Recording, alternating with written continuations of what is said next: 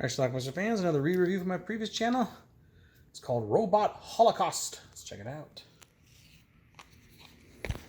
Society had been all but destroyed by the robot rebellion of 33.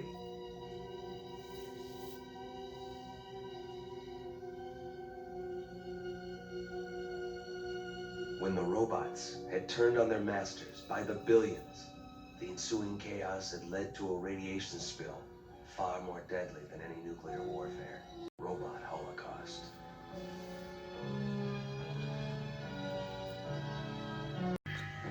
So it's basically post-apocalyptic. We have fights going on, mutants in the streets. This is the leftovers of New York City. This is going to be our robot sidekick for the movie. If you wish to be reactivated, you will tell me what takes place below.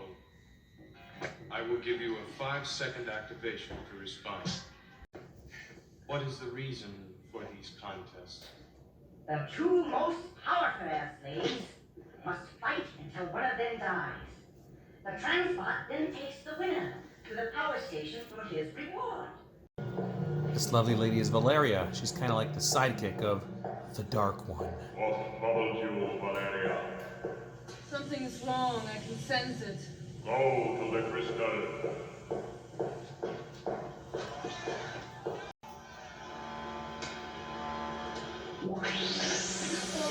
Apparently there's poison outside and they can flip a switch to go from clean air to bad air. Pretend you are like the others. Father! Do as I say. He's invented something to combat it. Stay. Restore the atmosphere. Very well.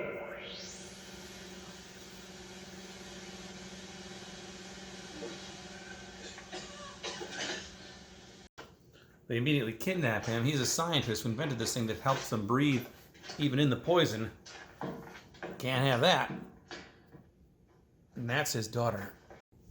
When the air stopped, why were you not affected? My father is a scientist. He has created a small device which subverts the Dark One's atmosphere control. As well? Yes. I have been sent here by the rebel society from what you call the wastelands. We are organizing an army to destroy the Dark One and his forces at the power station. So they're going to try to rescue that scientist at the power station. They run into some more warriors along the way. A tribe of females.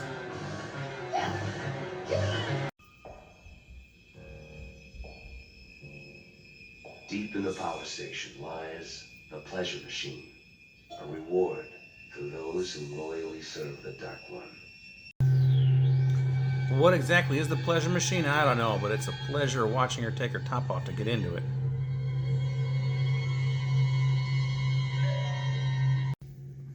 It will benefit all of us if you cooperate. You understand? You are impervious to our atmosphere control. Why? Our band of heroes have reached the caves leading to the Dark One's lair. Those are sewer worms. Humans!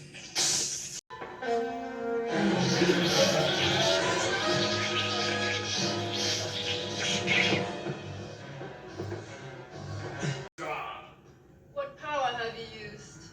We have taken him twice to shock level 7.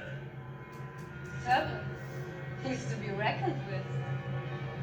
Take him to 9. They face various perils along the way.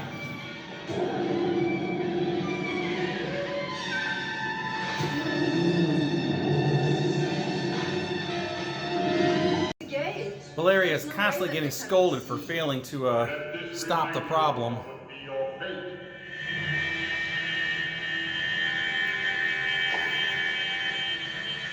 Dark One, I swear I will not pay you. Malfunction report. I am but a freebot. Report malfunction freebot. Titan must repair.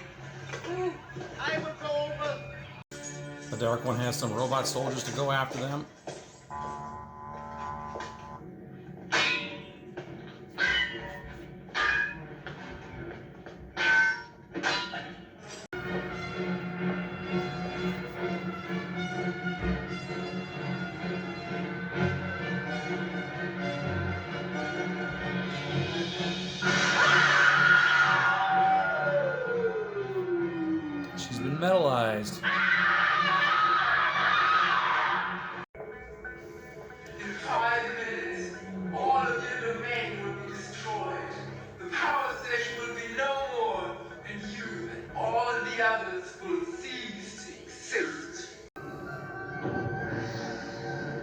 All that remained of Jordan was his head.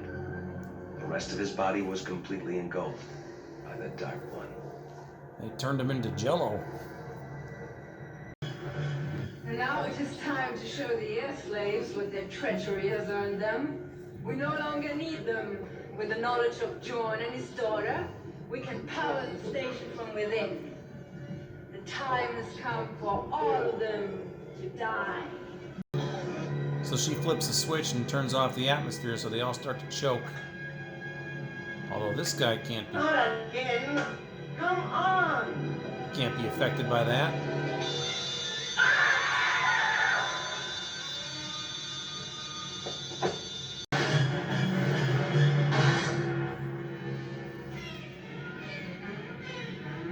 I believe that's the Dark One, and he's no more.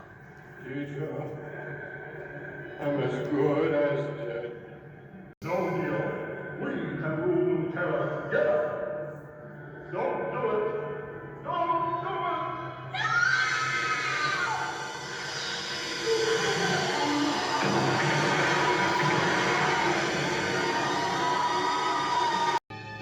The air slaves.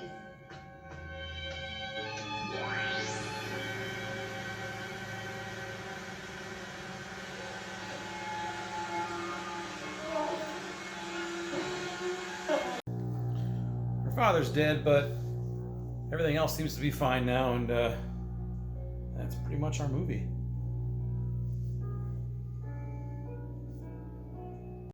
With the Dark One destroyed, the air slaves were free at last.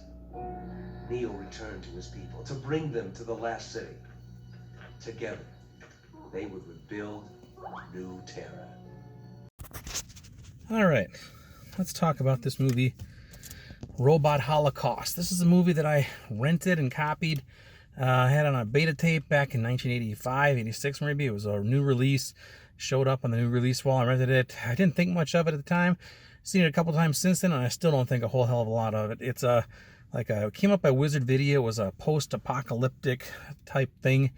I watched it 5 years ago when I reviewed it the first time, and the only thing I really remember from that viewing is that I didn't care for it too much, other than the fact that there was this beautiful actress named Angelica Yeager who has a topless scene, and that's the only highlight of this movie, if you ask me. So it's a short movie, thankfully. It's only like an hour and 19 minutes. It's apocalyptic thing. It takes place in New York City. They call it like New Terra, and there's some sort of poison gas in the air, and there's this guy named the Dark One who controls this all, and he's the one who's got the air poisoned. You have to be like underground and stuff to not be poisoned, but there's a group of these nomads or whatever who somehow can exist outside without an issue.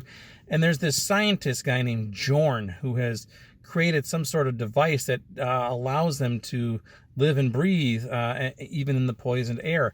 And the more this happens, the less the Dark One has control. So the Dark One ends up kidnapping this scientist before he can create devices for everybody. So the scientist's daughter and some guys, these nomad type guys, decide they're going to go try to rescue him in the underground layer of the Dark One, whatever. So the Dark One has this chick named Valeria, who is Angelica Yeager. She's kind of like the person in charge, basically trying to track these people down.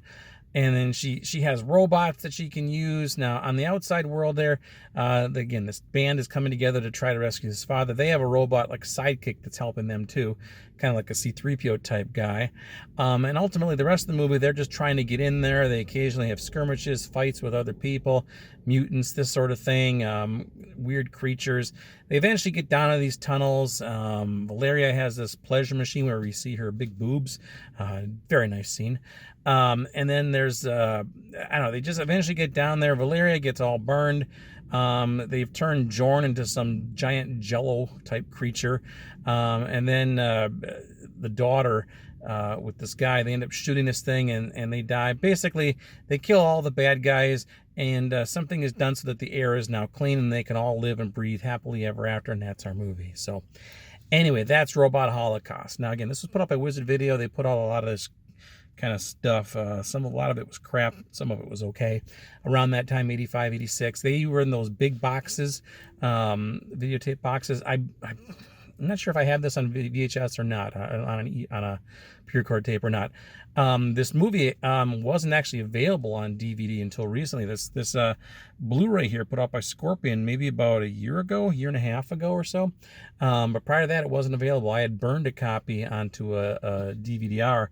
That's how I had it the first time. So, but now we got this nice Blu-ray copy of this fairly shitty movie. So there you go. Valeria, again, the highlight of this movie. She has a topless scene, great scene, and she only did like one other thing, like one episode of some Swedish TV show or something like that. So too bad though. She's, again, a lovely, lovely actress. Not the greatest actress in the world, but she had 2 wonderful assets on her chest. That's about it. So anyway, that's Robot Holocaust. There's an on-camera interview with Jennifer DeLora, who was I believe that's the girl who played, was that the daughter or was that this other wild chick? I can't even remember, but I didn't watch that part. But anyway, that's it. It's not great, but I don't know. If you want to pay $20 for Valerian's nude scene, go for it. Or you can find it online. Check it out. Leave some comments. Let me know what you think about it. It's Robot Holocaust. Watch it. Bye.